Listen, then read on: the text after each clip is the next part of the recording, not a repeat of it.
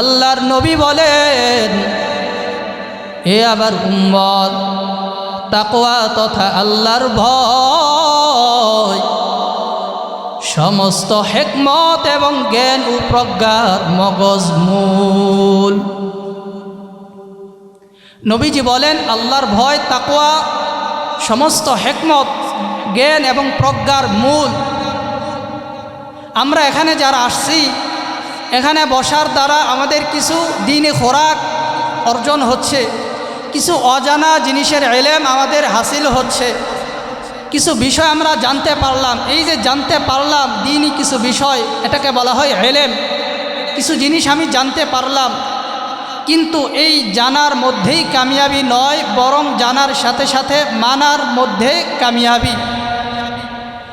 ইলম অর্জন করলাম, জানলাম, শুনলাম, শিখলাম, সব হইল, কিন্তু মানলাম না, কিছুই হইল না। তো রসুল বলেন, তুমি জানো, ইলম শিখো, যাই জানো, যদি তোমার মধ্যে মানার মাদ্দা না থাকে, তাকওয়া না থাকে, তাহলে তুমি মানতে পারবা না, তাহলে তোমার জানাটা কোনো কাজে দিবে না। তো রসুল বলেন যে তাকওয়া তথা আল্লাহর ভয় সমস্ত হিকমত এবং প্রজ্ঞার মূল, মগজ। তাকওয়া না থাকলে তোমার ইলম, তোমার বিদ্যা, তোমার জ্ঞান, এগুলোর কোনো মূল্য আল্লাহর কাছে নাই। আল্লাহ রব্বুল আলামিন আমাদেরকে তাকওয়ার সাথে গোটা জিন্দেগি অতিবাহিত করার তৌফিক দান করুন, আমিন। হাদিসের মধ্যে আসছে যে দুইটা নেয়ামত অনেক গুরুত্বপূর্ণ, অনেক দামি দুইটা নেয়ামত, কিন্তু আফসোস এই দুইটা নেয়ামত সম্পর্কে অধিকাংশ মানুষ গাফেল, উদাসীন। নি'মাতানি মাগবুনুন ফিহা কাসীরুম মিনান নাস। আল্লাহর নবী বলেন যে দুইটা নেয়ামত অনেক দামি, অনেক মূল্যবান, কিন্তু আফসোস অধিকাংশ মানুষ এই দুইটা নেয়ামত সম্পর্কে গাফেল, উদাসীন, এই দুই নেয়ামতের কদর করতে পারে না।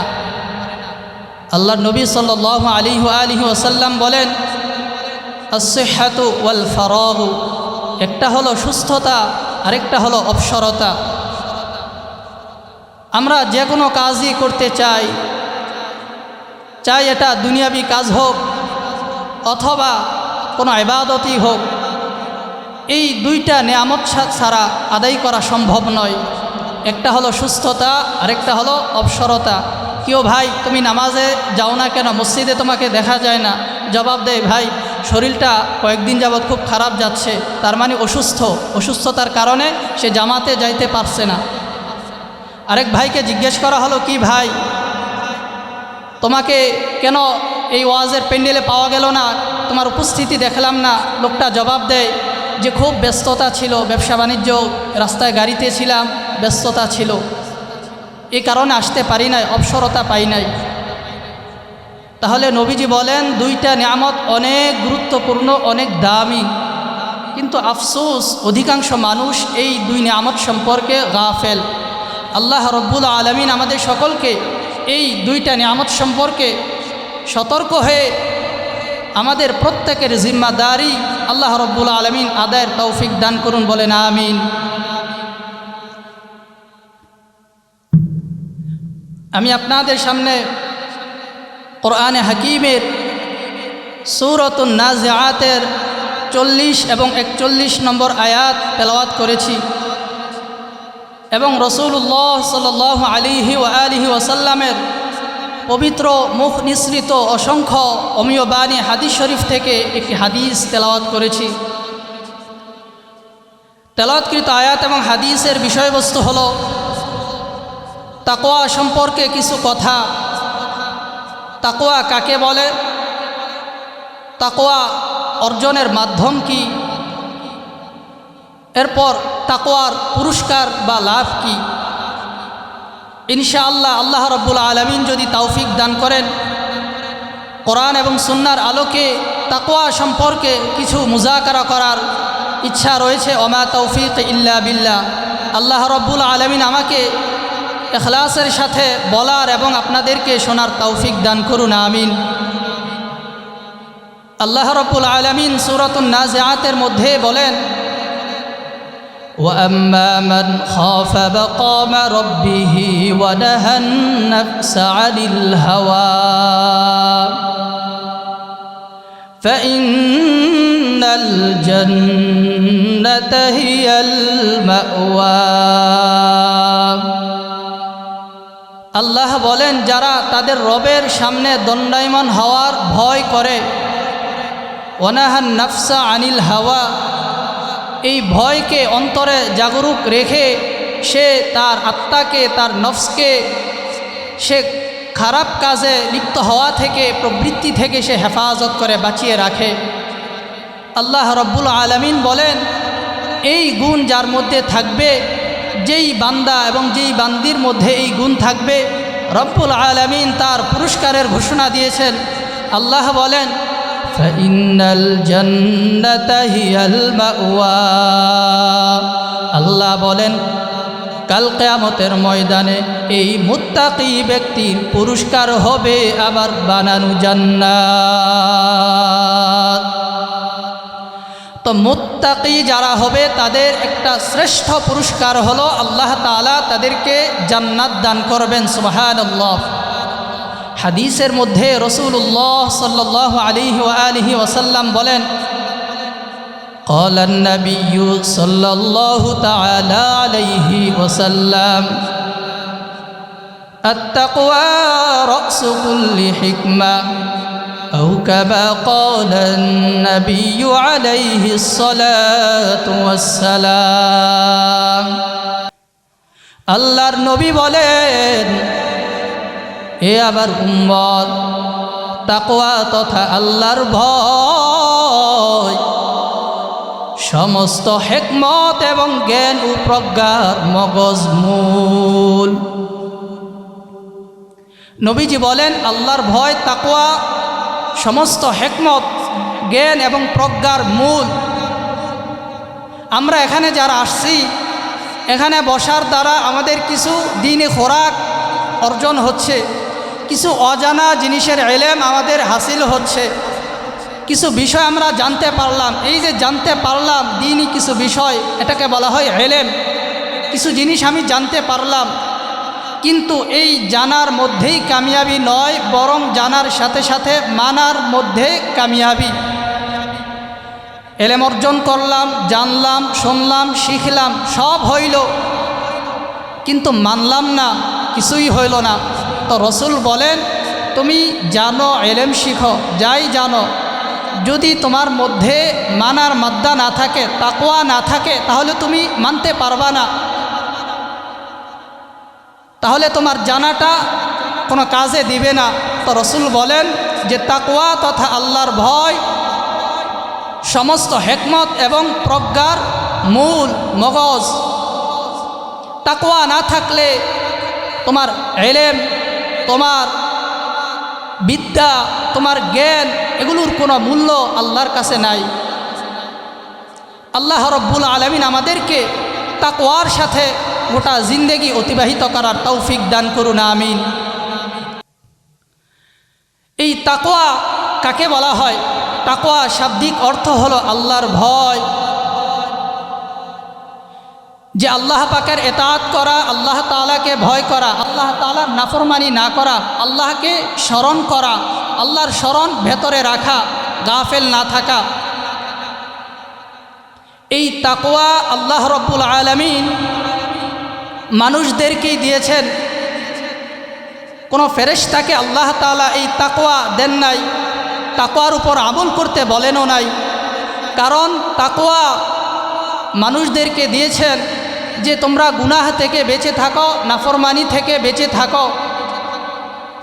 তার অর্থ হলো আল্লাহ তাআলা তোমাদের মাঝে তাকওয়া মাধ্যমে যে গুনাহ থেকে বেঁচে থাকা এবং গুনাহ করা, দুটো জিনিসেরই অনুধাবনের শক্তি আল্লাহ তাআলা আমার মধ্যে রেখেছেন। আল্লাহ তাআলা ইরশাদ করেন, فألهمها فجورها وتقواها। আল্লাহ তাআলা প্রত্যেক ব্যক্তিকে গুনাহ করা এবং গুনাহ থেকে বেঁচে থাকার অনুধাবন শক্তি আল্লাহ তাআলা দিয়েছেন। আল্লাহ তাআলা বলেন গুনাহ করা এবং গুনাহ থেকে বেঁচে থাকা দুটোর জ্ঞানই আল্লাহ তাআলা দিয়েছেন আমাদেরকে। এই কথা এটা প্রমাণ করে যে গুনাহের অস্তিত্ব আছে, নাফরমানির অস্তিত্ব আছে, না হলে আল্লাহ তাআলার এই নিষেধাজ্ঞা অর্থহীন হয়ে পড়ত। আমি হাতের মধ্যে একটা কিছু রেখে বললাম যে আপনারা এর দিকে তাকাবেন না, তার অর্থ হলো আমার হাতের মধ্যে কোনো একটা জিনিসের অস্তিত্ব আছে। যদি কোনো হাতে কোনো জিনিস নাই থাকতো তাহলে আমার এই নিষেধাজ্ঞার কোনো অর্থ ছিল না। আমি যেহেতু বললাম যে আমার হাতে থাকা বস্তুটির দিকে আপনারা তাকাইবেন না, তার অর্থ আমার হাতের মধ্যে, হাতের ভেতর একটা জিনিস আছে, এটার দিকে তাকাতে আমি নিষেধ করেছি। ঠিক তদ্রূপ আল্লাহ তাআলা যেহেতু আমাদেরকে অন্যায় থেকে, গুনাহ থেকে বেঁচে থাকার কথা বলেছেন, অবশ্যই আল্লাহ তাআলা এটা প্রমাণ করে যে আমাদের মধ্যে দুটো কাজের এই শক্তি আল্লাহ তাআলা দিয়ে রেখেছেন, উপাদান রেখেছেন।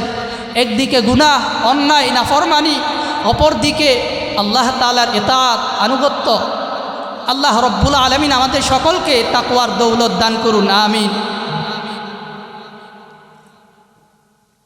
এই তাকওয়ার দৌলত আল্লাহ তাআলা আমাদেরকে দান করেছেন, কোনো ফেরেশতাকে দান করেন নাই। এই তাকওয়ার মাধ্যমে মানুষের উন্নতি হয়, তার মর্যাদা বৃদ্ধি হয়, যেটা ফেরেশতাদের হয় না। কারণ মানুষের মধ্যে আল্লাহ তাআলা দুটো শক্তি রেখেছেন, কিন্তু ফেরেশতার মধ্যে আল্লাহ তাআলা গুনাহের কোনো চাহিদা রাখেন নাই। হযরত জিবরিল আলাইহিস সালাতু ওয়াস সালামের সামনে যদি বিশ্ব কোনো সুন্দরীকে এনেও রেখে দেওয়া হয়, এক মুহূর্তের জন্য ওনার মন ওদিকে ধাবিত হবে না, কিন্তু মানুষের মন অটোমেটিক ধাবিত হয়ে যাবে। তো এই তাকওয়ার মাধ্যমে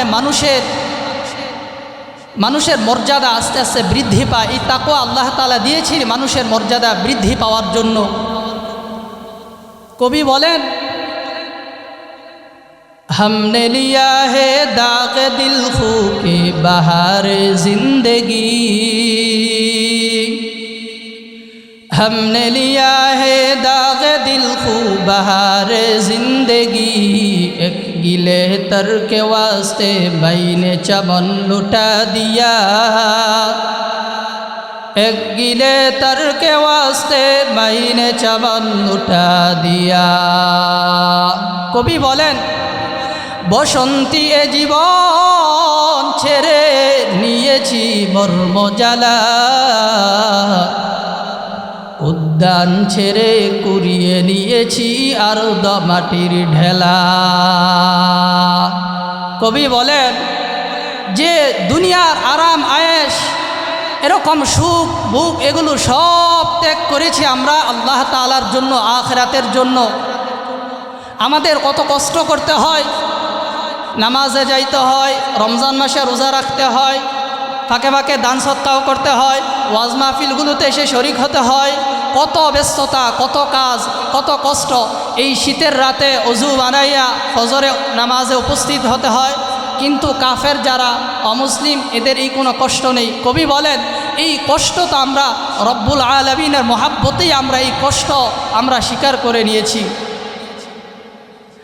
हमने लिया है दाग दिल खू के बहारे जिंदगी, एक गिले तर के वास्ते मैंने चमन लुटा दिया। এত কষ্টের জিন্দেগি আমরা নিয়েছি, রব্বুল আলামিন আমাদেরকে অবশ্যই এর বিনিময়ে বড় পুরস্কার সামনে আমাদের জন্য রেখেছেন। তাকওয়ার লাভ কি, তাকওয়ার ফায়দা কি, ইনশাআল্লাহ সামনে বলবো ধারাবাহিকভাবে। তো বলছিলাম যে এই তাকওয়ার গুণ আল্লাহ রব্বুল আলামিন আমাদের মানুষকেই দান করেছেন। মানুষকে আল্লাহ তাআলা তাকওয়া অবলম্বনের নির্দেশ দিয়েছেন, কোনো ফেরেশতাকে আল্লাহ তাআলা তাকওয়া অবলম্বনের নির্দেশ দেন নাই। এবার আসি তাকওয়া কাকে বলা হয়। যে তাকওয়া বলা হয় আল্লাহ তাআলার ভয়ে সমস্ত গুনাহ থেকে বেঁচে থাকা, বিরত থাকা, এর নাম হলো তাকওয়া। এখন আসি তাকওয়ার লাভ কি, তাকওয়ার ফায়দা কি। খুব খেয়াল করে শুনবা মুহতারাম হাজিরিন, সরাসরি কোরআনে হাকিম থেকে আমরা তাকওয়ার উপকারিতা এবং লাভ কি তা জানার চেষ্টা করব। 1 নম্বর আসি, তাকওয়ার লাভ কি, তাকওয়ার ফায়দা কি। আমি যে এত কষ্ট করে গুনাহ থেকে বেঁচে থাকব, নাফরমানি থেকে বেঁচে থাকব, আমার কি লাভ, কি ফায়দা।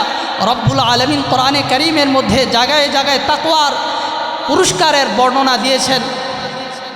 আল্লাহ রব্বুল আলামিন 1 নম্বরে মুত্তাকি, যারা তাকওয়া অবলম্বন করে তাদের নাম হলো কোরআনের ভাষায় মুত্তাকিন। কোরআনে কারীমের শুরুতে আছে কি? আলিফ লাম মিম যালিকাল কিতাবু লা রাইবা ফীহি হুদাল লিল মুত্তাকিন। এই যারা তাকওয়া অবলম্বন করে কোরআনের ভাষায় এদের নাম হলো মুত্তাকি।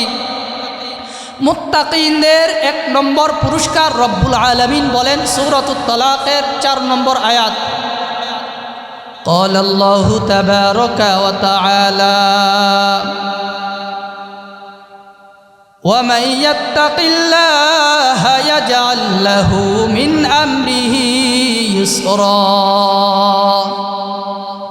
রব্বুল আলামিন বলেন, এ আমার বান্দারা যারা তোমরা তাকওয়া অবলম্বন করবা, তাকওয়ার সাথে চলবা, আমি রব্বুল আলামিন মুত্তাকিনদের জন্য ওয়াদা করছি, যারা আমি আল্লাহকে ভয় করে তাকওয়ার সাথে চলবে, আমি আল্লাহ তাআলা তাদের দুনিয়াবি সমস্ত কাজ সহজ করে দেব।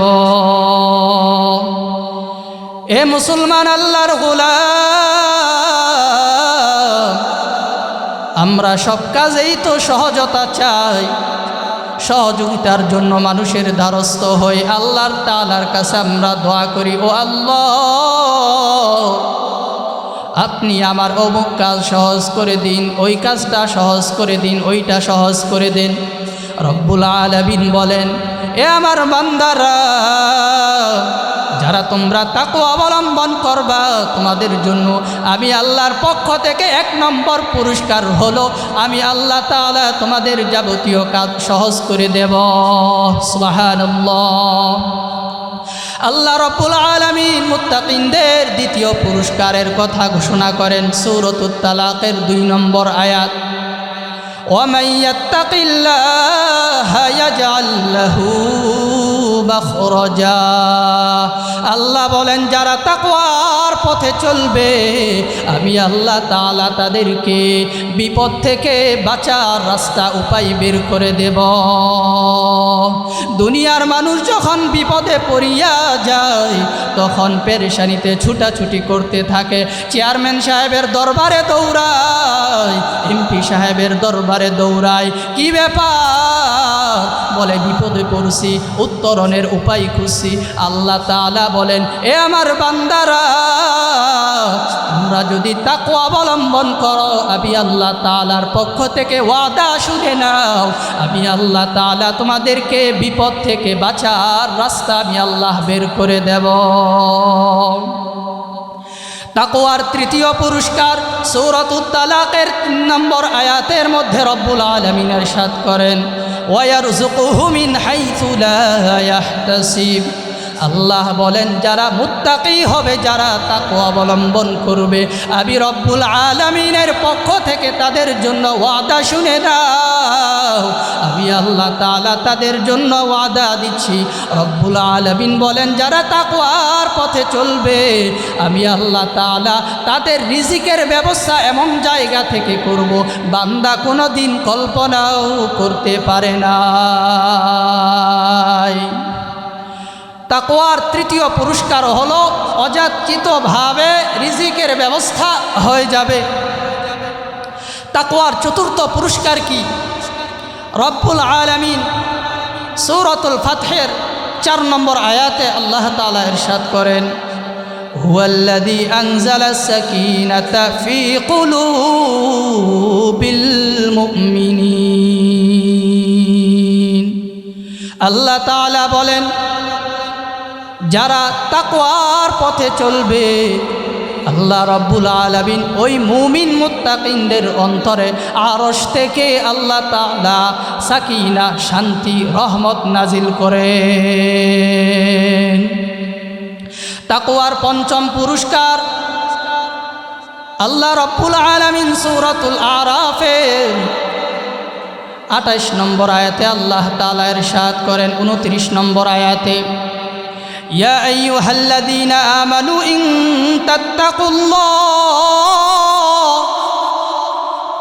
হে মুমিনেরা যদি তোমরা তাকওয়া অবলম্বন করো, যদি তোমরা আমি আল্লাহকে ভয় করো, আল্লাহ বলেন ইয়াজআল লাকুম ফুরকানা, যারা মুত্তাকি হবে এদের জন্য আল্লাহর পক্ষ থেকে পঞ্চম পুরস্কার হলো আল্লাহ পাক তাদের জন্য ফুরকান নামক নিয়ামত দান করবেন। মা মা'নাল ফুরকান, ফুরকান কাকে বলা হয়? তাফসীরে ইবনে কাসিরের মধ্যে আল্লামা হাফেজ ইবনে কাসির রাহমাতুল্লাহি আলাইহি এর ব্যাখ্যায় লেখেন, হুয়া ফাসলুন বাইনাল হাক্কি ওয়াল বাতিল, ফুরকান এমন একটা নিয়ামত, বান্দা ওই নিয়ামতের মাধ্যমে হক এবং বাতিল, সত্য এবং মিথ্যার মধ্যে পার্থক্য করার যোগ্যতা আল্লাহ তাআলা ওই বান্দাকে দান করেন। তাকওয়ার 6 নম্বর পুরস্কার কি? রব্বুল আলামিন সূরাতুন নাহলের 97 নম্বর আয়াতের মধ্যে আল্লাহ তাআলা ইরশাদ করেন, মান আমিলা সালিহাম মিন যাকারিন আও উনসা ওয়া হুয়া মুমিন ফালানুহইয়ান্নাহু হায়াতান তাইয়্যিবা। রব্বুল আলামিন বলেন, আমার যে সকল বান্দারা নেক আমল করবে ঈমানের সাথে, রব্বুল আলামিন তাদের জন্য ওয়াদা দেন। আল্লাহ বলেন ফালানুহইয়ান্নাহু হায়াতান তাইয়্যিবা, আল্লাহ তাআলা এদের জন্য দুনিয়াতে শান্তিময় সুখময় হায়াতে তাইয়্যিবা দান করবেন। মুহতারাম হাজরিন, আমরা অনেক সময় মসজিদের ইমাম সাহেবের কাছে দোয়া চাই, কি হুজুর দোয়া করবেন আল্লাহ তাআলা যেন আমাকে একটা সুখময় শান্তিময় জিন্দেগি দান করেন।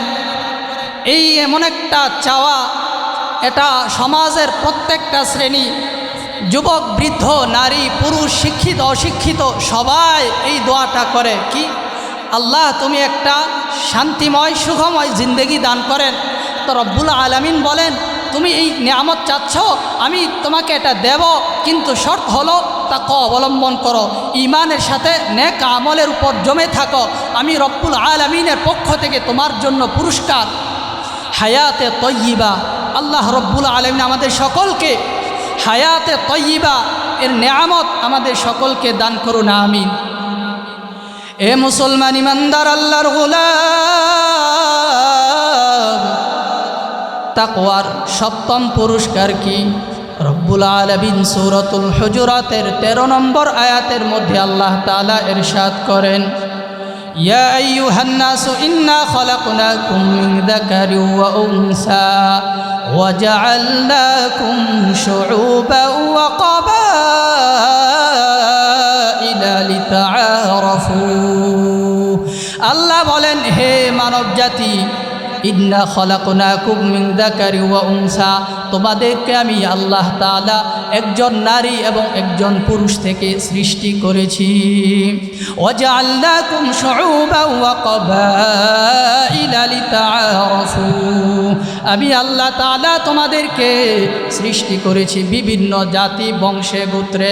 কেন আমি আল্লাহ তাআলা তোমাদেরকে বিভিন্ন জাতি বংশে সৃষ্টি করেছি শুনে নাও। রব্বুল আলামিন বলেন, আমি আল্লাহ তাআলা তোমাদের কাউকে সৈয়দ বংশে, কাউকে আমি শেখ বংশে, কাউকে পাঠান বংশে, বিভিন্ন জাতি গোত্রে আমি কেন তোমাদেরকে বিভক্ত করেছি? রব্বুল আলামিন বলেন লিতাআরাফু, যেন তোমরা পারস্পরিক পরিচিতি লাভ করতে পারো। অমুক এলাকার আব্দুল্লাহ সে কে? বলে আবদুল্লাহ, সে হলো পাঠান। আরেক এলাকায় আবদুল্লাহ আছে, সে কে? বলে আবদুল্লাহ সৈয়দ আবদুল্লাহ। এক আবদুল্লাহ পাঠান বংশের, আরেক আবদুল্লাহ সৈয়দ বংশের, আরেক আবদুল্লাহ খান বংশের। আল্লাহ বলেন আমি তোমাদেরকে বিভিন্ন জাতি গোত্রে বংশে বিভক্ত করেছি যেন তোমরা পারস্পরিক পরিচিতি লাভ করতে পারো। কিন্তু রব্বুল আলামিন বলেন শোনো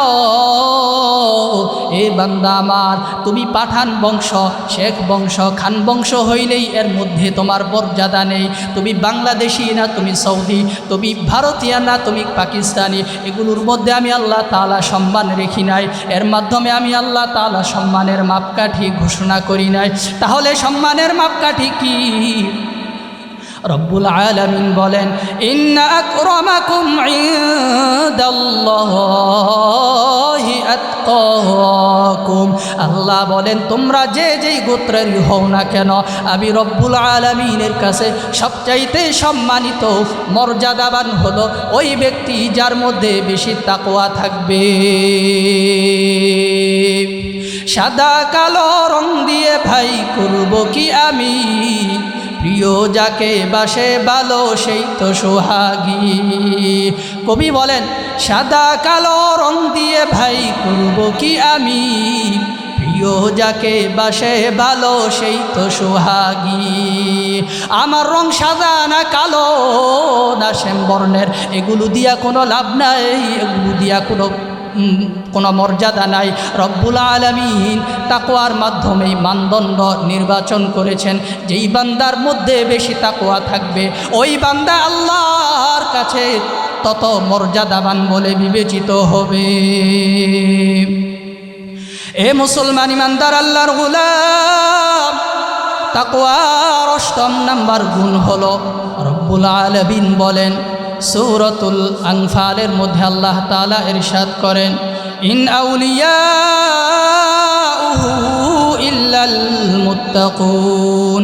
আল্লাহ তাআলা বলেন যারা তাকওয়া অবলম্বন করবে আমি আল্লাহ তাআলা নিজ কুদরতে হাতে এদের মাথার মধ্যে আমি আল্লাহ তাআলা বন্ধুত্বের মুকুট দান করব।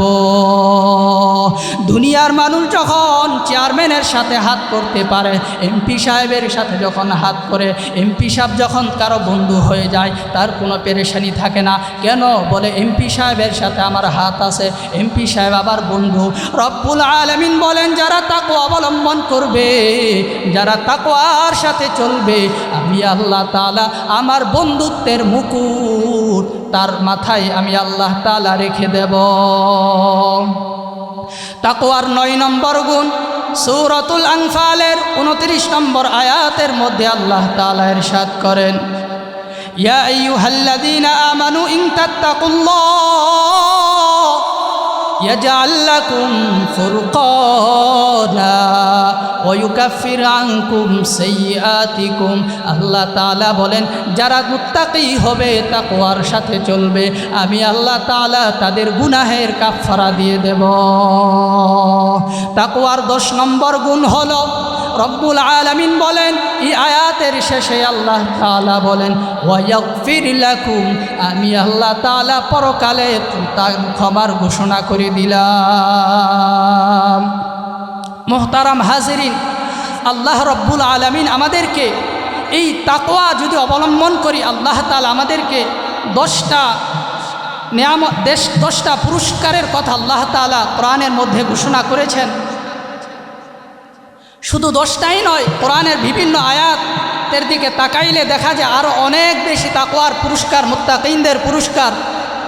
ইনশাআল্লাহ যদি সময় হয় আরও কয়েকটা পুরস্কারের কথা আমরা মুযাকারা করব ইনশাআল্লাহ।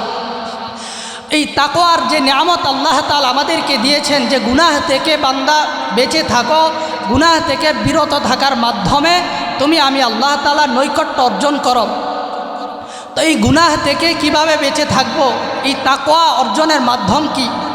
তাকওয়া অর্জনের মাধ্যম হলো যারা মুত্তাকি এদের সাহচর্য অবলম্বন করা, যারা নেক মানুষ, যারা ভালো মানুষ এদের সাহচর্যে গিয়ে বসা, এদের কাছে গিয়ে সময় দেওয়া, এদের থেকে দোয়া নেওয়া।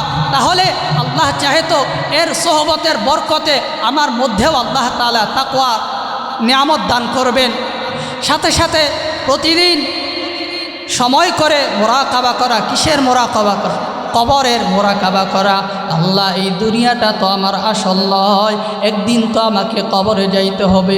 ওই কবরে আমাকে দেখার মতো কেউ থাকবে না, ছেলে সন্তান আত্মীয় স্বজন সবাই আমাকে মাটির ভেতর রেখে চলে আসবে, কিন্তু আমি বান্দাকে দেখার তো কেউ নাই। এই মোরাকাবা যখন বান্দা করতে থাকবে, আস্তে আস্তে তার মধ্যে তাকওয়া পয়দা হবে, গুনাহ থেকে বেঁচে থাকার ভয় তার মধ্যে জাগ্রত হতে থাকবে। বাদশাহ হারুনুর রশিদ একজন মহা বুজুর্গ বাদশাহ ছিলেন। বাদশাহ হারুনুর রশিদের জামান এক পাগল ছিল, নাম তার বাহলুল।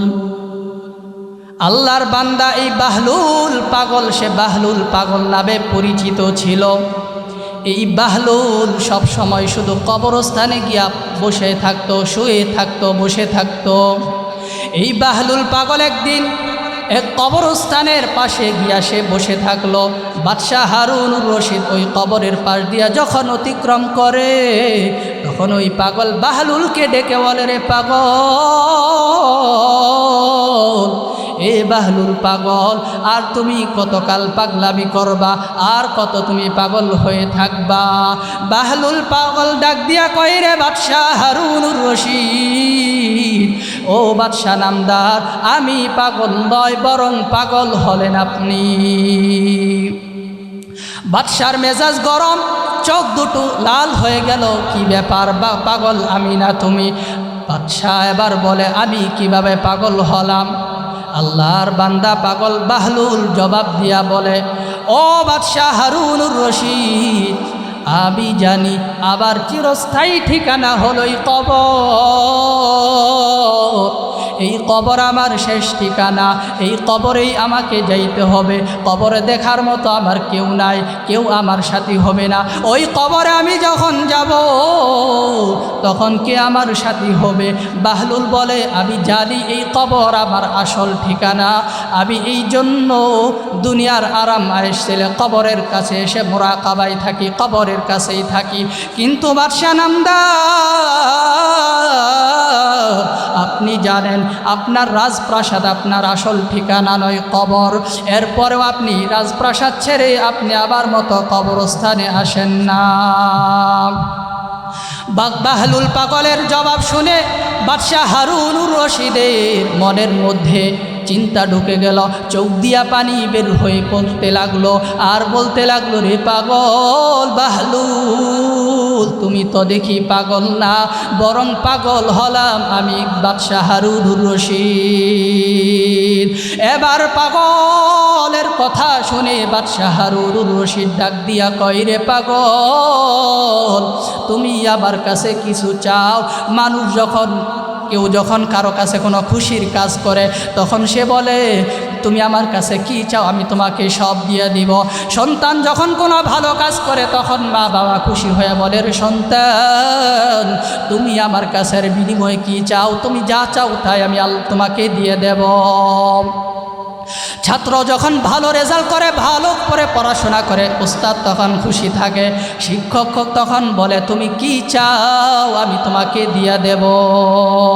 বাহলুল পাগলের কথা শুনে বাদশাহ হারুনুর রশিদ বলল, রে পাগল, তুমি আমার কাছে কি চাও বলো। এবার পাগল ডাক দিয়া কই, রে বাদশাহ,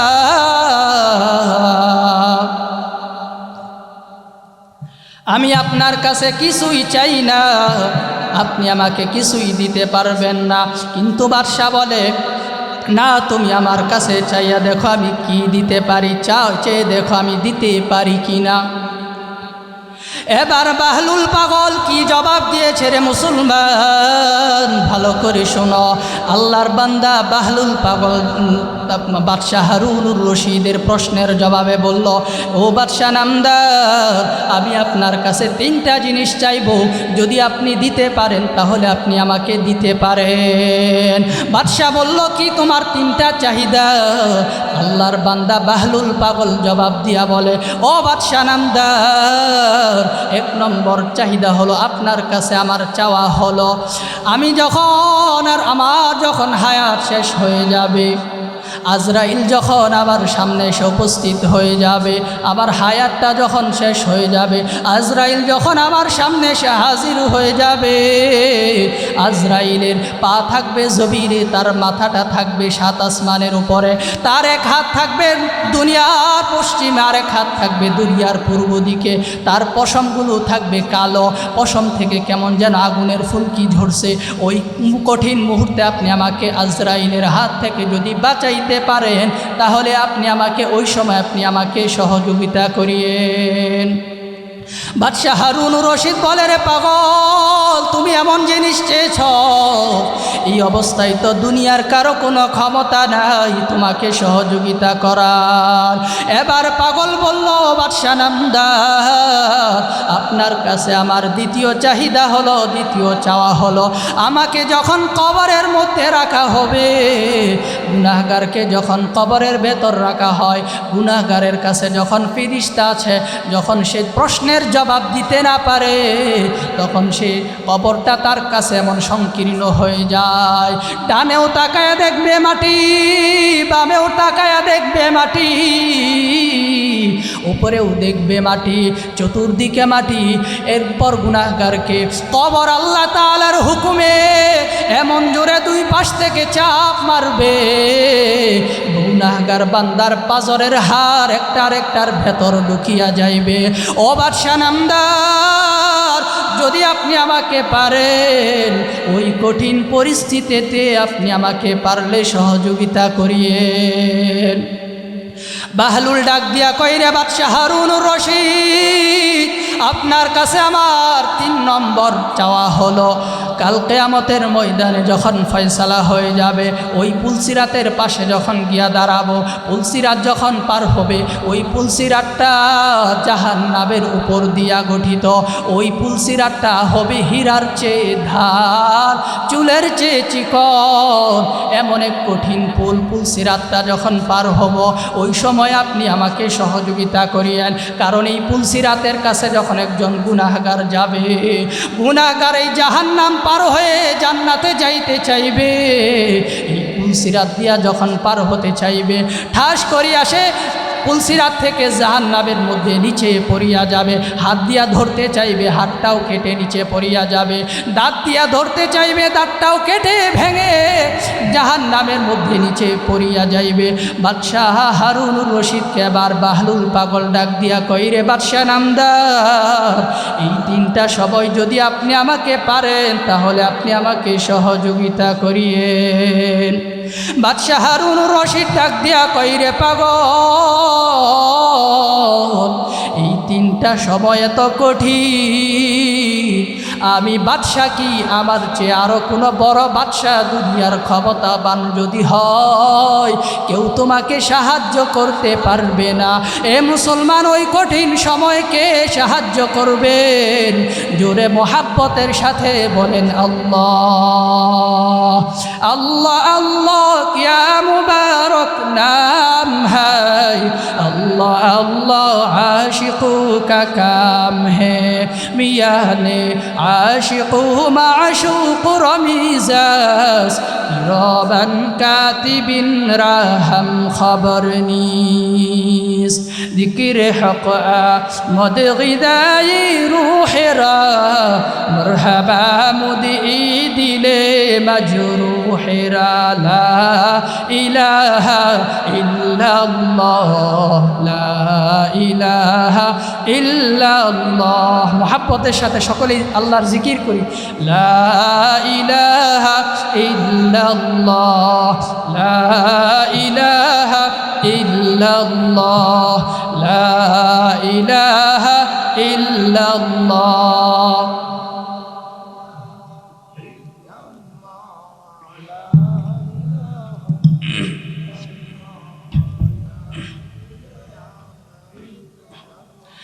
বাদশাহ হারুনুর রশিদ পাগলের মুখে এই জবাব শুনিয়া বলল, রে পাগল,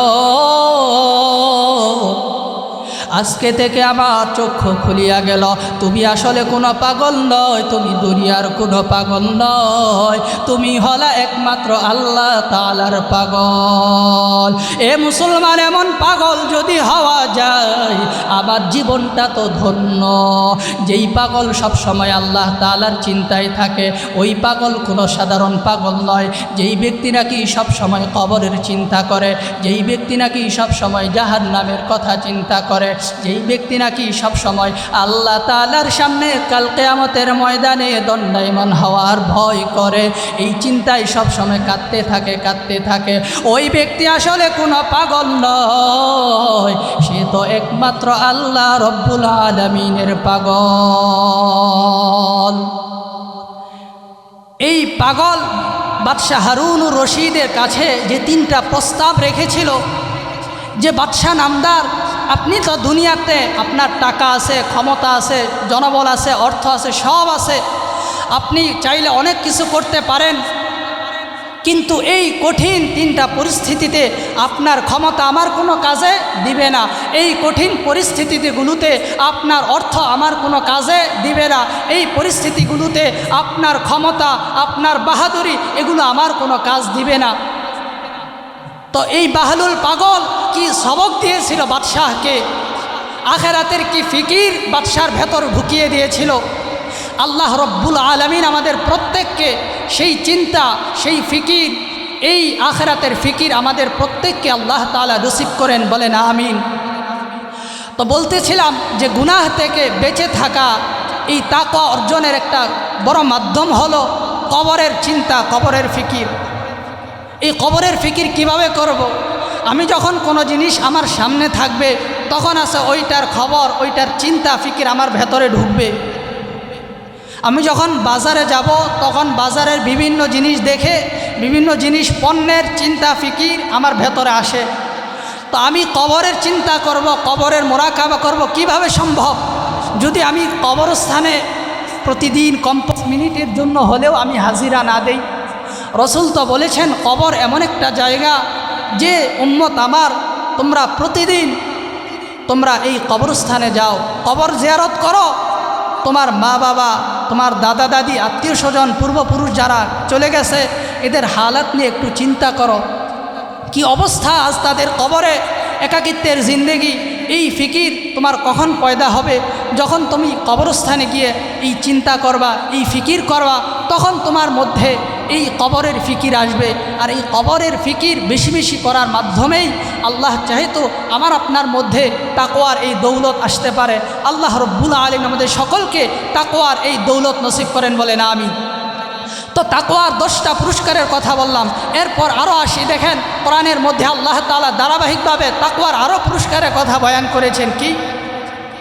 আল্লাহ রব্বুল আলামিন কোরআনে কারীমের মধ্যে সূরাতুত তাওবার মধ্যে ইরশাদ করেন, ইন্নাল্লাহা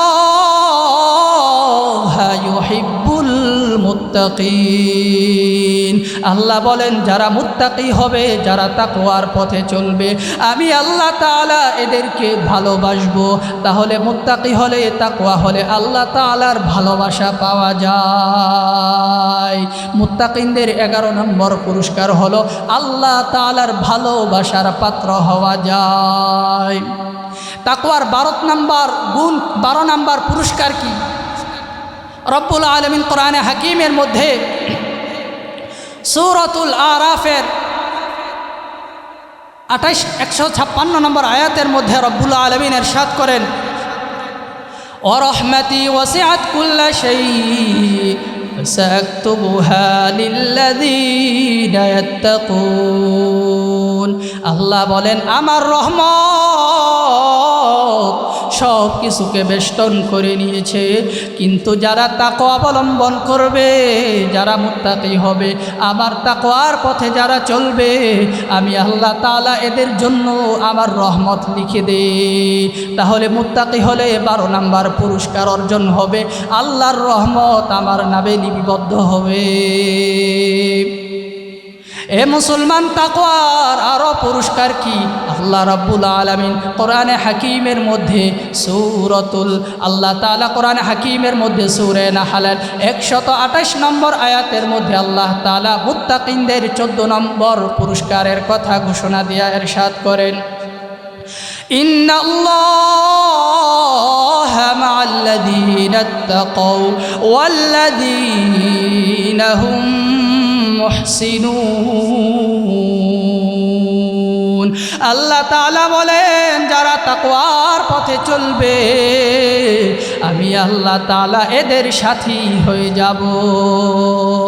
তাহলে তাকওয়া অবলম্বন করলে মুত্তাকি যারা হবে এদের 13তম পুরস্কারের কথা কি জানলাম, যে মুত্তাকিনদের সাথী আল্লাহ তাআলা হয়ে যান। তো মুত্তাকিনদের কেমন সাথী হন? সাথে হওয়া এই আরবিতে বলা হয় মাইয়াত। এই মাইয়াত দুই ধরনের, একটা হলো সাধারণ, আরেকটা হলো স্পেশালি বিশেষ খাস মাইয়াত। একটা হলো বিশেষ সঙ্গ, আরেকটা হলো স্বাভাবিক সাধারণ সঙ্গ। সাধারণ সঙ্গ যেমন আল্লাহ আমার সাথে আছেন সবসময়, আমার উঠা বসা চলাফেরা আল্লাহ তাআলা প্রতিটা আমার নকল হরকত সব সম্পর্কে আল্লাহ তাআলা অবগত, এটাও আমার সাথে আল্লাহ তাআলা আছেন। সূরাতুল হাদীদের মধ্যে আল্লাহ তাআলা ইরশাদ করেন, হুয়া মাআকুম আইনামা কুনতুম। এ বান্দা, তোমরা যেখানেই থাকো না কেন রব্বুল আলামিন তোমাদের সকলের সাথে আছেন। তোমরা কি করো না করো সব আল্লাহ তাআলা দেখেন শোনেন। আল্লাহ তাআলা আরো বলেন, আলাম ইয়ালাম বিআন্নাল্লাহা ইয়ারা। মানুষ কি ধারণা করে না, বিশ্বাস করে না যে আল্লাহ তাআলা তাকে দেখতেছেন? তো আল্লাহ তাআলা আমার প্রত্যেকটা অবস্থা দেখেন। আমি কোথায় যাই, কি করি, রাতের অন্ধকারে কি করি, দিনের আলোতে কি করি, কোথায় কি করি, আমার প্রত্যেকটা মুহূর্ত প্রত্যেকটা হালত জানেন কে? আল্লাহ তাআলা। তা আল্লাহ তাআলা আমার প্রত্যেকটা অবস্থা জানেন, এর অর্থ আল্লাহ তাআলা আমার সাথে আছেন। এটা হলো সাধারণ মাইয়াত, সাধারণ সঙ্গ। আরেকটা হলো বিশেষ মাইয়াত, যেটা মুত্তাকিনদের জন্য রয়েছে। বিশেষ মাইয়াত, বিশেষ সঙ্গ কি? কোরআনে কারীমের মধ্যে আল্লাহ তাআলা পয়গম্বর মূসা আলাইহিস সালাতু ওয়াস সালাম এবং ওনার ভাই হারুন আলাইহিস সালাতু ওয়াস সালামের ব্যাপারে বলেন, লা তাখাফা ইন্নানি মাআকুমা আসমাউ ওয়া আরা। আল্লাহ বলেন, এ আমার পয়গম্বর মূসা এবং হারুন, তোমরা ভয় পেও না, আমি আল্লাহ তাআলা তোমাদের সাথে আছি। এ মুমিন, ভালো করে শোনো, যখন আল্লাহ তাআলা এই ঘোষণা দিয়েছেন আমি তোমাদের সাথে আছি, তার মানে হলো আল্লাহ তাআলা এদের সাথে স্বাভাবিক কোনো থাকা নয়, বরং স্পেশালি সঙ্গ দেওয়া উদ্দেশ্য। আল্লাহর নবী পয়গম্বর সাল্লাল্লাহু আলাইহি ওয়াসাল্লাম হিজরতের পথে যখন গারে সৌরের মধ্যে ওই কাফেরদের থেকে আত্মগোপন করিয়া আল্লাহর নবী যখন সাহাবী হযরতে আবু বকর সিদ্দিক রাদিয়াল্লাহু তাআলা আনহুর সাথে যখন ওই গুহার মধ্যে গারে সৌরের মধ্যে আশ্রয় নিয়েছিলেন, 3 দিন পর্যন্ত কাফেরদের অত্যাচার থেকে বাঁচার জন্য, কাফেরদের গ্রেফতারি থেকে বাঁচার জন্য লুকায়িত ছিলেন আল্লাহ তাআলার নির্দেশে। ওই মক্কার মদিনায় যাওয়ার পথে গারে সৌরের মধ্যে আল্লাহর নবী সাহাবী হযরতে আবু বকরকে সাথে নিয়ে 3 দিন পর্যন্ত গারে সৌরের মধ্যে ছিলেন। কঠিন অবস্থা, চতুর্দিকে মক্কার কাফেররা ঘোষণা দিয়ে দিল, যারা মুহাম্মদকে ধরে আনতে পারবা, মুহাম্মদের কল্লা যে আমার কাছে আনতে পারবা। আবু জাহেল ঘোষণা দিয়েছিল, আমি আবু জাহেল তাকে 100 লাল পুরস্কার দেব। লোভে সমস্ত কাফের বেঈমানের দল আল্লাহর নবীকে খোঁজার জন্য চতুর্দিকে তালাশ করতেছিল। আল্লাহর নবীর সাথে থাকা সাহাবী হযরতে আবু বকর সিদ্দিক রাদিয়াল্লাহু তাআলা আনহু নবীজিকে বললেন, লক্ষ্য করে বললেন, ও পয়গম্বর আমার, হাবিবাল্লাহ, ও নবী আবার, ও বন্ধু আমার পয়গম্বর, কাফেররা তো আমাদেরকে দেখেই ফেলবে। ওই কঠিন পরিস্থিতিতে আল্লাহর নবী হযরতে আবু বকরকে কি সান্ত্বনার বাণী আল্লাহর পক্ষ থেকে শোনাইছিলেন। ও মুমিন মুসলিম, ভালো করে শোনো। আল্লাহর নবী বলেন, লা তাহজান ইন্নাল্লাহা মা'ানা। আল্লাহর নবী বলেন, আবু বকর, তোমার কোনো ভয় নাই, ভয় পেও না, কারণ আমাদের সাথে আল্লাহ তাআলা রয়েছেন। ওই আল্লাহ তাআলার নির্দেশেই, আল্লাহ তাআলার হুকুমেই আমরা এই গারে সাউরে অবস্থান করছি। অতএব কাফেরদেরকে ভয় পেও না রে বন্ধু আবু বকর, ভয়ের কোনো চিন্তা নাই। নবীজি সান্ত্বনার বাণী শোনায় দিলেন, ইন্নাল্লাহা মা'ানা, নিশ্চিত আল্লাহ তাআলা আমাদের সাথে আছেন, আমাদের অবস্থা দেখছেন। এরে আবু বকর, ভয়ের কোনো কারণ নাই, চিন্তার কোনো কারণ নাই। মোহতারাম হাজরিন, নবীজি যে আবু বকর রাদিয়াল্লাহু তাআলা আনহুকে সান্ত্বনার বাণী শোনাইছিলেন যে আল্লাহ তাআলা আমাদের সাথে আছেন। তো এই যে সাথে থাকা, এই সাথে থাকা এটা সাধারণ কোনো সাথে থাকা না, এটা বিশেষ সঙ্গ দেওয়া। তো বলছিলাম যে আল্লাহ তাআলা সঙ্গ দুই ধরনের। একটা হলো সাধারণ, যে আমরা যেখানে আছি, যেখানে যাচ্ছি, সব অবস্থা আল্লাহ তাআলা লক্ষ্য করছেন। আল্লাহ তাআলার কোন বান্দা কোথায় কি করছেন সব দেখতেছেন, সব শুনতেছেন। আমি আল্লাহকে ডাকি, আল্লাহ আল্লাহ আল্লাহ। রাতের অন্ধকারে যখন যাই নামাজটা বিছাইয়া আল্লাহকে ডাকি আমি আল্লাহ, তখন আল্লাহ তাআলা বান্দাকে আওয়াজ শুনেন। তো এই যে আল্লাহকে বান্দা ডাকে, আল্লাহ বলেন আমি বান্দার আওয়াজ শুনি, বান্দার ডাক শুনি। সাহাবায়ে কেরাম রাদিয়াল্লাহু তাআলা আনহুম নবীজিকে প্রশ্ন করলেন, ও পয়গম্বর, আমাদের রব্বুল আলামিন কি আমাদের কাছে না দূরে? আকরিবুন হুয়া আম বাঈদুন, আল্লাহ তাআলা কি আমাদের কাছে না দূরে? আমরা কি আল্লাহ তাআলাকে আস্তে ডাকবো না জোরে ডাকবো? আল্লাহ তাআলা জবাবে কোরআনের মধ্যে আয়াত নাজিল করে দেন, ওয়া ইযা সাআলাকা ইবাদি আন্নী ফাইন্নী করিব উজিবু দাওয়াতাদ দাঈ ইযা দাআনি ফালইস্তাজিবু লি ওয়াল ইউমিনু বি লাআল্লাহুম ইয়ারশুদুন। আল্লাহ তাআলা বলেন, আমার বান্দা যখন আমি আল্লাহকে আল্লাহ বলে ডাক দেয়, আমি আল্লাহ তাআলা বান্দার ডাকে সাড়া দেই। তো আল্লাহ তাআলা আমাদের সাথে আছেন। একটা হলো স্বাভাবিক সাথে থাকা, সঙ্গ দেওয়া, আরেকটা হলো খাস সঙ্গ দেওয়া। তো খাস সঙ্গ কাদের জন্য? আল্লাহ রব্বুল আলামিন সূরাতুন নাহলের এই 128 নম্বর আয়াতে এই ঘোষণা দিয়েছেন, আমি মুত্তাকিনদের খাস সঙ্গী হয়ে যাই। যেমন আমি খাস সঙ্গী হয়েছিলাম পয়গম্বর মুসা এবং হারুন আলাইহিস সালামের। আমি যেমন খাস সঙ্গী হয়েছিলাম সেই কঠিন মুহূর্তে গারে সাউরে আমার পয়গম্বর, আমার হাবিব এবং হযরত আবু বকরের জন্য আমি যেমন খাস সঙ্গী হয়েছিলাম, এই মুত্তাকিনদের জন্য আমি খাস সঙ্গী হয়ে যাই। তো মুত্তাকিনদের 13 নম্বর পুরস্কার হলো আল্লাহ তাআলার খাস সঙ্গ লাভ করা যায়। আল্লাহ তাআলা আমাদেরকে এই নিয়ামত অর্জন করা তৌফিক দান করুন, আমিন। এ আল্লাহর বান্দা মুসলমান ইমানদার, তাকওয়া অবলম্বন করলে কি লাভ, মুত্তাকিনদের কি পুরস্কার। আল্লাহ তাআলা সূরাতুল আরাফের 35 নম্বর আয়াতের মধ্যে আল্লাহ তাআলা ইরশাদ করেন, মুত্তাকি যারা হবে, তাকওয়ার পথে যারা চলবে, এদের 14তম পুরস্কার হলো, ইয়া বানি আদম ইম্মা ইয়াতিয়ান্নাকুম রুসুলুম মিনকুম ইয়াকুসুনা আলাইকুম আয়াতি। আল্লাহ বলেন, হে বনি আদম, ইম্মা ইয়াতিয়ান্নাকুম রুসুলুম মিনকুম, তোমাদের কাছে রসুল আসবে, আয়াতি ইয়াকুসুনা আলাইকুম আয়াতি, আমার এই রসুলগণ তোমাদের কাছে আমার আয়াতসমূহ তেলাওয়াত করে শোনাইবে। আল্লাহ বলেন, বলেন ফামানিত্তাকা ওয়া আসলাহা, কিন্তু যারা তাকওয়া অবলম্বন করবে, যারা তাকওয়ার সাথে থাকবে, যারা তাদের আমলকে শুদ্ধ করবে, আল্লাহ তাআলা এই মুত্তাকিনদের ব্যাপারে আল্লাহ তাআলা পুরস্কারের কথা জানায় দেন। আল্লাহ তাআলা বলেন ফালা খাউফুন আলাইহিম ওয়ালা হুম ইয়াহজানুন। যারা মুত্তাকি হবে, যারা তাকওয়ার পথে চলবে, কাল কিয়ামতের ময়দানে এদের কোনো ভয় থাকবে না, কোনো চিন্তাও থাকবে না। আমি আল্লাহ তাআলা কুদরতিভাবে এদেরকে চিন্তা থেকে, পেরেশানি থেকে হেফাজত করব। এ মুমিন আল্লাহর গোলাম, তাকওয়া অবলম্বন করলে কি লাভ? আল্লাহ তাআলা কোরআনের মধ্যে মুত্তাকিনদের 15তম পুরস্কারের কথা ঘোষণা দিয়া বলেন ওয়াল আকিবাতু লিল মুত্তাকিন।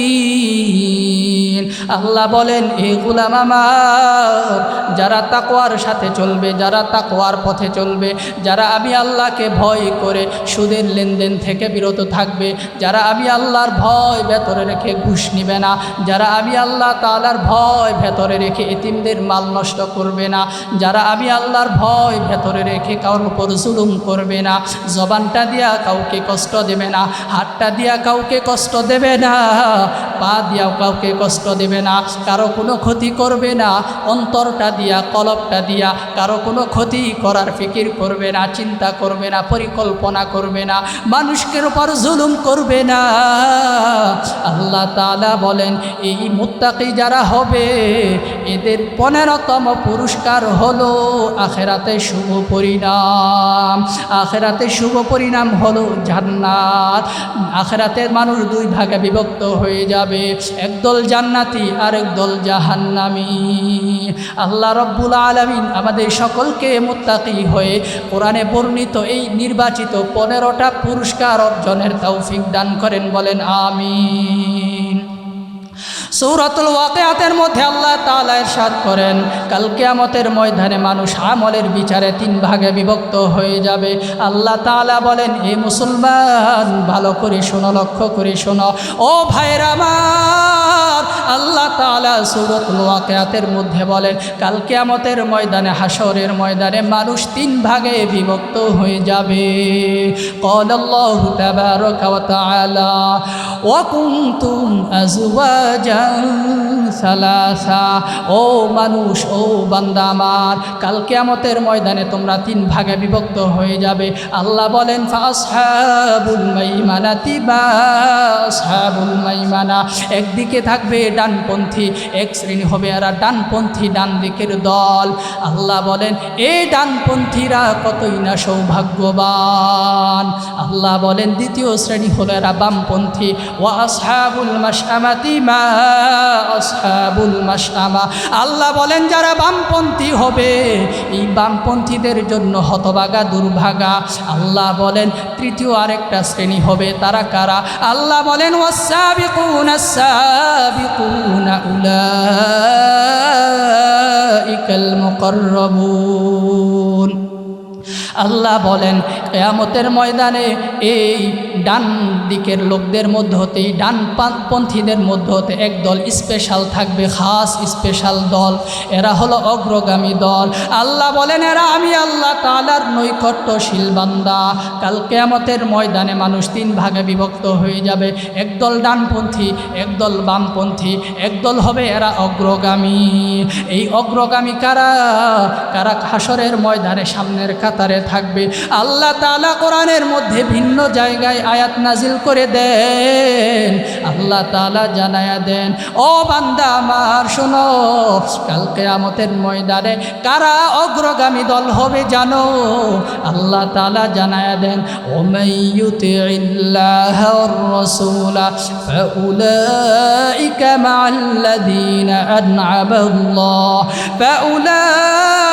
আন'আমাল্লাহু আলাইহিম মিনান নাবিয়্যিনা ওয়াস-সিদ্দীকিনা ওয়াশ-শুহাদা'i ওয়াস-সালিহিন ওয়া হাসুনা উলাইকা রাফীকা। আল্লাহ বলেন 4 শ্রেণীর মানুষ এমন যারা কাল কিয়ামতের ময়দানে অগ্রগামী দল হিসেবে বিবেচিত হবে। 1 নম্বর মিনান নাবিয়্যিন, এরা নবীদের মধ্য হতে হবে।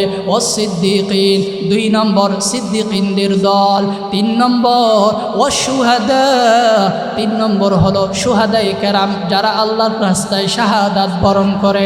4 নম্বর ও সলিহিন যারা সৎকর্ম পরায়ণশীল। আল্লাহ তাআলা বলেন এই 4 শ্রেণীর মানুষ কাল কিয়ামতের ময়দানে সম্মুখ পানে থাকবে। কিয়ামতের এই বিভীষিকাময় অবস্থায় এরা অগ্রগামী থাকবে। আল্লাহ তাআলা আমাদের সকলকে ডানপন্থী করে অগ্রগামী দলের অন্তর্ভুক্ত হওয়ার তৌফিক দান করেন, বলেন আমিন। আল্লাহ তাআলা বলেন এই ডানপন্থী কারা হবে, বামপন্থী কারা হবে? এ মুমিন মুসলমান খুব খেয়াল করে শোনেন। আল্লাহ তাআলা বলেন যাদের আমলনামা ডান হাতে দেওয়া হবে এরা হবে ডানপন্থী, আর যাদের আমলনামা বাম হাতে দেওয়া হবে এরা হবে বামপন্থী। কাল কিয়ামতের ময়দানে যখন বান্দার আমলনামা সামনে চলে আসবে, ডানপন্থীদের আমলনামা যখন ডান হাতে চলে আসবে, নেককারদের আমলনামা যখন ডান হাতে চলে আসবে, তখন বান্দা এমন খুশি হবে কিয়ামতের ময়দানে আমলনামাটা ডান হাতে পেয়ে বান্দা দৌড়িয়ে খুশিতে ছুটতে থাকবে।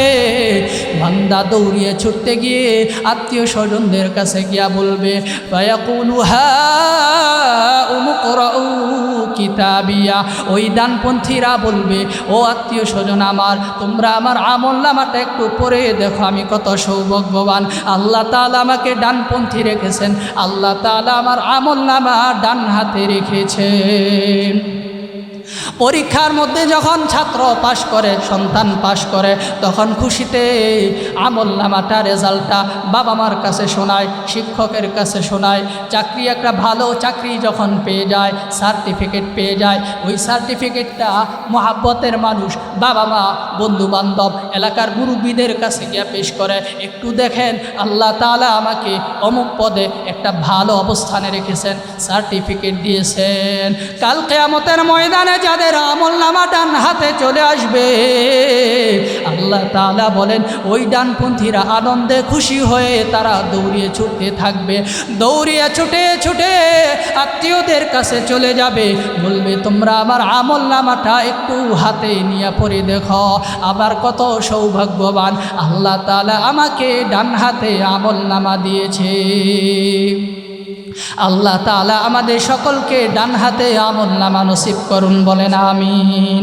কিন্তু এর মুসলমান আল্লাহর গোলাম, কিন্তু আমলনামা যদি বাম হাতে চলে আসে, নাউযু বিল্লাহি মিন যালিক, আর যদি আমলনামা বাম হাতে চলে আসে, ওই গুনাহগার পাপাচার জাহান্নামী আমলনামা হাতে পেয়ে বলবে ইয়া লাইতানি লাম উতা কিতাবিয়া।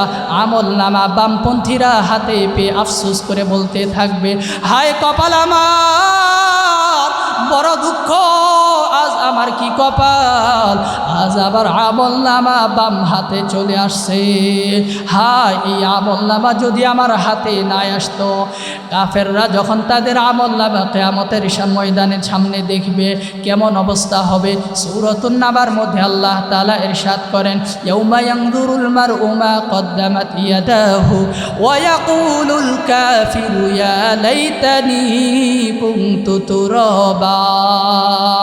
কাফের বলবে এই আমলনামা হাতে আসার আগে যদি আমি মাটিতে মিলিন হয়ে যেতাম, মাটির মধ্যে যদি আমি বিলীন হয়ে যেতাম, আমি যদি মাটি হয়ে যেতাম, আজ আমার কোনো হিসাব থাকতো না, আফসোস করে বলবে। কিন্তু অপরদিকে ডানপন্থীরা আমলনামা হাতে পেয়ে দৌড়িয়ে জান্নাতের দিকে অগ্রসর হতে থাকবে। কোরআনের মধ্যে আল্লাহ তাআলা ঘোষণা করে দেন ও পয়গম্বর আমার, গুনাহগার যারা হবে, যাদের হাতে আমলনামা বাম হাতে দেওয়া হবে, এদের অবস্থা কি হবে আল্লাহ তাআলা সূরাতুল কাহাফের মধ্যে বর্ণনা করেন। আল্লাহ তাআলা ঘোষণা করে দেন ووضع الكتاب فترى المجرمين مشفقين مما فيه ويقولون يا ويلتنا ما لهذا الكتاب لا يغادر صغيرة ولا كبيرة إلا أحصاها গুনাহগার যখন আমলনামার মধ্যে তার দুনিয়ার কৃত বদ আমলগুলো যখন উপস্থিত দেখতে পাইবে তখন গুনাহগার বলতে থাকবে, হায় কেমন আমলনামা, এ দেখি ছোট বড় কোনো অন্যায় ছাড়ে নাই, কিছুই বাকি রাখে নাই, সব দেখি এই আমলনামায় এসে হাজির হয়ে গেছে। আমি দুনিয়াতে রাতের অন্ধকারে কি গুনাহ করেছিলাম, অন্যায় করেছিলাম, আজ দেখি তাও উপস্থিত হয়ে গেছে। মা লা ইউগাদিরু সগীরাতাও ওয়ালা কাবীরাতান ইল্লা আহসাহা, এ কেমন আমলনামা, ছোট বড় কিছুই বাদ রাখে নাই। ওয়াজাদু মা আমিলু হাদিরা ওয়ালা ইয়াজলিমু রাব্বুকা আহাদা, গুনাহগাররা তাদের কৃত আমল সব সামনে উপস্থিত দেখতে পাইবে, কিন্তু আল্লাহ রাব্বুল আলামিন কারো প্রতি জুলুম করবেন না। আল্লাহ তাআলা আমাদের সকলকে ডানপন্থী হওয়ার তৌফিক দান করেন, বলেন আমিন। আল্লাহ রাব্বুল আলামিন যে আমাদেরকে তাকওয়া অবলম্বনের নির্দেশ দিয়েছেন, তাকওয়ার পথে চলার নির্দেশ দিয়েছেন, এটা আমাদের মর্যাদা বৃদ্ধির জন্য। যে বান্দা প্রতি মুহূর্তে তাকওয়া অবলম্বন করে, তাকওয়ার মাধ্যমে বান্দা প্রমোশন হতে থাকবে, তার মর্যাদা বৃদ্ধি হতে থাকবে। যে মানুষ আশরাফুল মাখলুকাত, তার মর্যাদার কোনো শেষ নাই, বৃদ্ধি হতেই থাকবে। এক পর্যায়ে বৃদ্ধি হতে হতে তার মর্যাদা ফেরেশতাদের চাইতে ঊর্ধ্বে গিয়ে চলে যাবে। কারণ ফেরেশতাদের কোনো প্রমোশন নাই, তাদের কোনো মর্যাদা বৃদ্ধি নাই, তাদেরকে আল্লাহ তাআলা যে অবস্থায় রেখেছেন তারা ওই অবস্থায় থাকবে, তাদের কোনো বৃদ্ধি নাই, প্রমোশন নাই। কিন্তু মানুষের প্রতি এটা নেয়ামত আমাদের প্রতি, যে আমরা এই তাকওয়া অবলম্বনের মাধ্যমে প্রতিনিয়ত প্রতি মুহূর্ত আমরা আল্লাহ তাআলার নৈকট্য অর্জন করতে থাকবো, নৈকট্য অর্জন করতে থাকবো। বলে এই নৈকট্যর কি কোনো শেষ নাই? বলে না বান্দা, তুমি কত আল্লাহ নৈকট্য হবা, আল্লাহ নৈকট্য হতেই থাকবে, এর কোনো শেষ নাই। তো আমাদেরকে আল্লাহ তাআলা তাকওয়া অবলম্বনের নির্দেশ কেন দিয়েছেন? আমাদের মর্যাদা বৃদ্ধির জন্য। এই তাকওয়া যদি আমরা অবলম্বন করি তাহলে আমাদের পুরস্কার কয়টা? কোরআনের মধ্যে আমরা নির্বাচিত 15টা মুত্তাকিনদের পুরস্কারের কথা শুনলাম। এই তাকওয়ার অর্থ কি বলেছিলাম? যে অন্যায় কাজ থেকে বিরত থাকা, গুনাহ থেকে বিরত থাকা।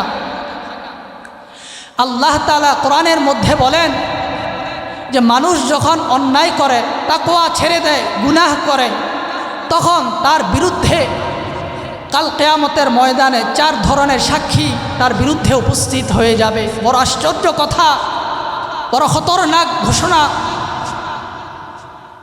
আমি দুনিয়াতে কি করব না করব, আমার বিপক্ষে 4 ধরনের সাক্ষী কাল কিয়ামতের ময়দানে আমার বিপক্ষে দাঁড়িয়ে যাবে।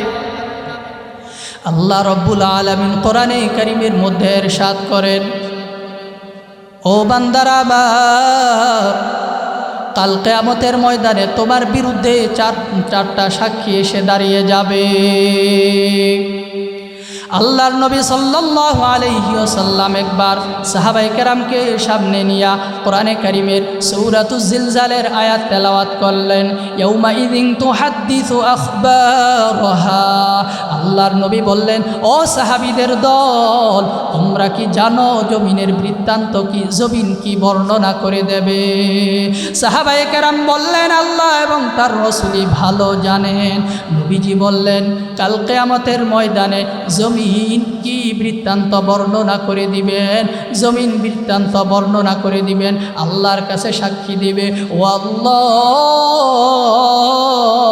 এই নাফরমান আমার পিঠে থাকাকালে দুনিয়াতে আমি জমিনকে ব্যবহার করিয়া সেই অমুক নাফরমানির কাজে সে হেঁটে হেঁটে গিয়েছিল, অমুক চা স্টলের সামনে দাঁড়াইয়া অশ্লীল সিনেমা দেখেছিল, অশ্লীল নাটক সিনেমা দেখেছিল।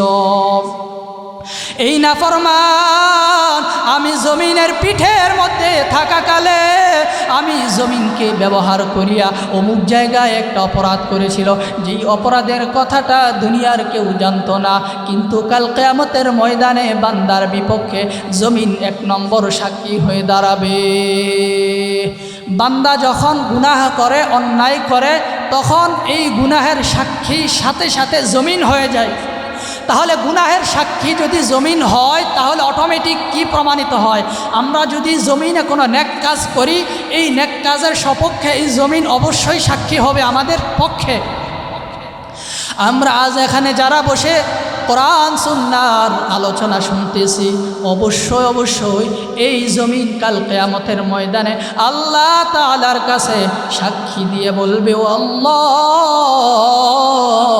তোমার এই বান্দারা আমি জমিনের উপর থাকা অবস্থায় কঠিন শীতের মধ্যে রাতের ঘুমকে হারাম করিয়া, ত্যাগ স্বীকার করিয়া আমি আল্লাহ গো আপনার কোরআনের আলোচনা শুনেছিল, হাদিসের আলোচনা শুনেছিল। এই জমিন কাল কিয়ামতের ময়দানে আমি আপনার সপক্ষে সাক্ষী হয়ে দাঁড়াবে। কিন্তু যেই বান্দা জমিনে চলাফেরা অবস্থায় খারাপ কাজ করে, অন্যায় কাজ করে, ঠিক তদ্রূপ তার বিপক্ষেও কাল কিয়ামতের ময়দানে জমিন সাক্ষী হয়ে যাবে। তো বান্দার বিপক্ষে 1 নম্বর সাক্ষী হবে জমিন।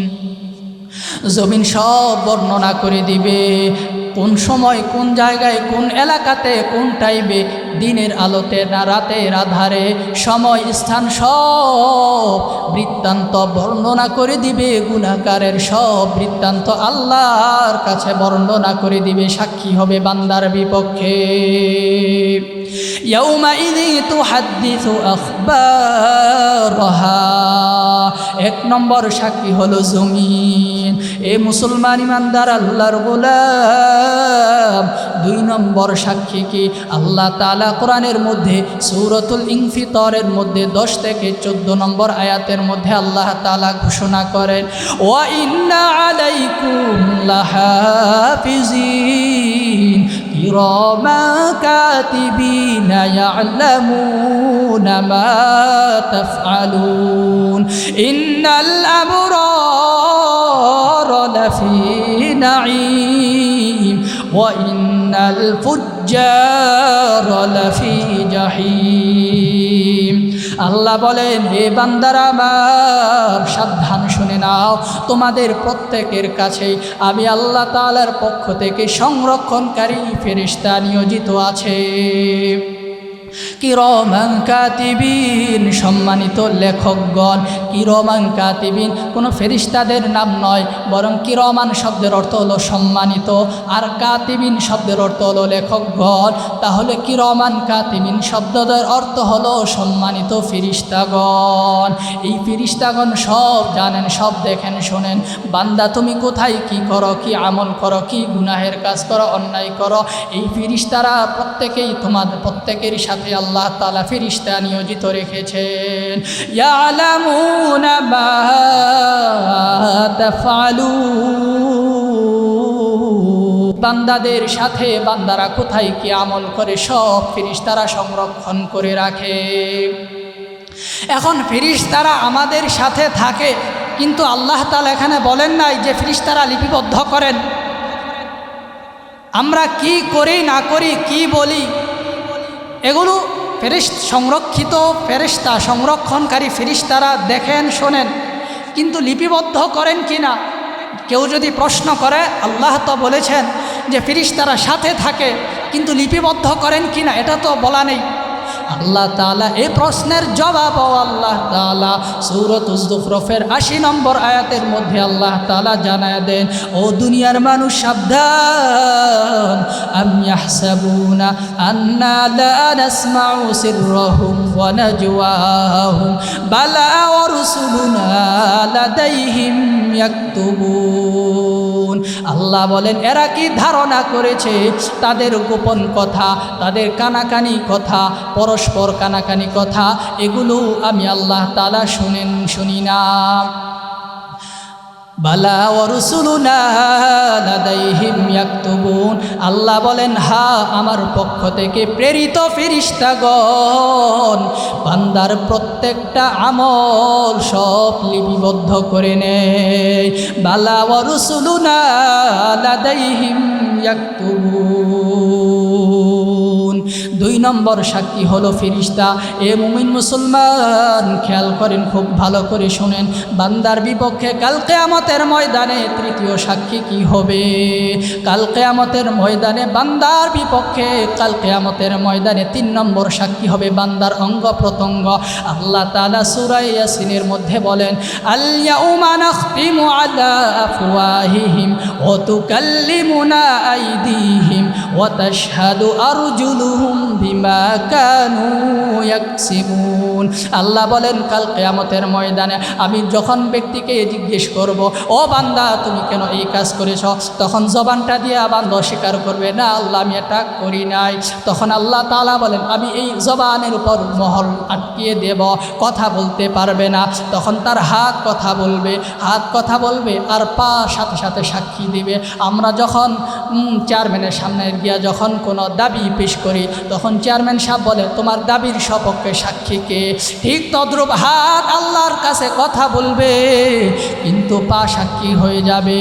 শুধু হাত পা না, অঙ্গ প্রত্যঙ্গ না, বান্দার কান সাক্ষী দিবে, বান্দার চক্ষু সাক্ষী দিবে, বান্দার শরীরের চামড়াগুলো সাক্ষী দিবে।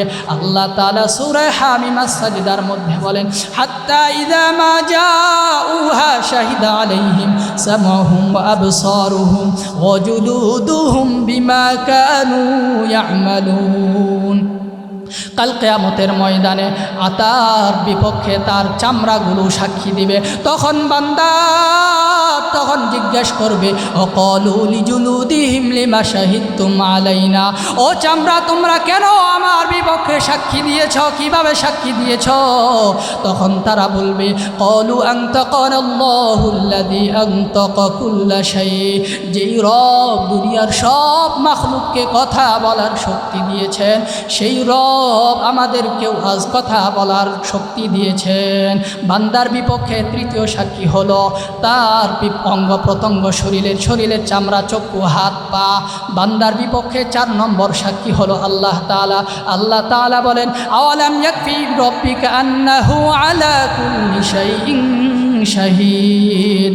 ও বান্দা, তোমার জন্য কি এটা যথেষ্ট নয়? কাল কিয়ামতের ময়দানে আল্লাহ তাআলা তোমার আমলের বিপক্ষে সাক্ষী হয়ে যাবে। তো কিয়ামতের ময়দানে 4 ধরনের সাক্ষী হবে। আল্লাহ তাআলা আমাদেরকে গুনাহ থেকে বেঁচে, অন্যায় কাজ থেকে বেঁচে আল্লাহ যেন আমাদেরকে তাকওয়া নসিব করেন এবং মুত্তাকিনদের দলভুক্ত হয়ে আল্লাহ রব্বুল আলামিন আমাদের সকলকে কোরআনে বর্ণিত নির্বাচিত 15টা তাকওয়ার পুরস্কার আল্লাহ রব্বুল আলামিন আমাদেরকে অর্জনের তৌফিক দান করুন। আমিন। ওয়া আখিরু দাওয়ানা আনিল হামদুলিল্লাহি রাব্বিল আলামিন। আসসালামু আলাইকুম ওয়া রাহমাতুল্লাহি।